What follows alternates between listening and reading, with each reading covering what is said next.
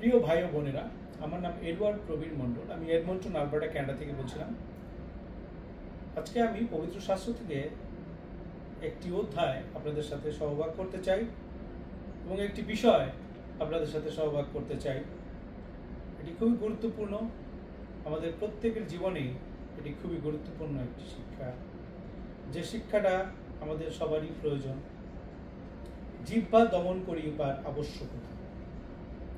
যাকব পুস্তকের 3 অধ্যায়।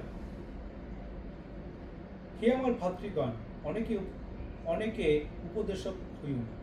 তোমরা জানো, অন্য অপেক্ষা আমাদের ভারী বিচার হইবে, কারণ আমরা সকলে অনেক প্রকারে উচট খাই। যদি কেহ বাক্যে উচট না খায়, তবে সে সিদ্ধ পুরুষ, সমস্ত শরীরকেই বল্গা দ্বারা বশে রাখিতে সমর্থ।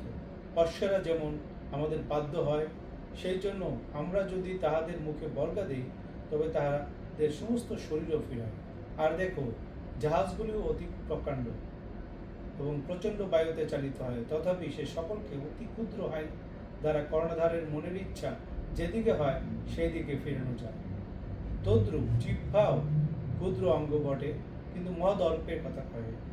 দেখো কেমন অল্প অগ্নি কেমন বৃহৎ বন প্রজ্বলিত করে। জিহ্বাও অগ্নি। আমাদের অঙ্গসমূহের মধ্যে জিহ্বা অধর্মের জগৎ হইয়া রইয়াছে, তার সমস্ত দেহ কলঙ্কিত করে ও প্রকৃতির চক্রকে প্রজ্বলিত করে, এবং আপনি নরকানালে জ্বলিয়া ওঠে।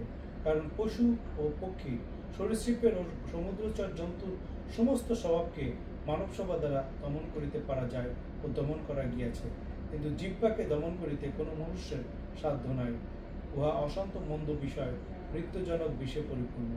উহার দ্বারাই আমরা প্রভু পিতার ধন্যবাদ করি, আবার উহার দ্বারাই ঈশ্বরের সাদৃশ্যে জাত মনুষ্য দেহকে সাপ দিই। একই মুখ হইতে ধন্যবাদ ও সাপ বাহির হয়। হে আমার ভাতৃগণ, এই সকল এমন হওয়া অনুচিত। উনুই কি একই ছিদ্র দিয়া মিষ্ট ও তিক্ত 2 প্রকার জল বাহির করে?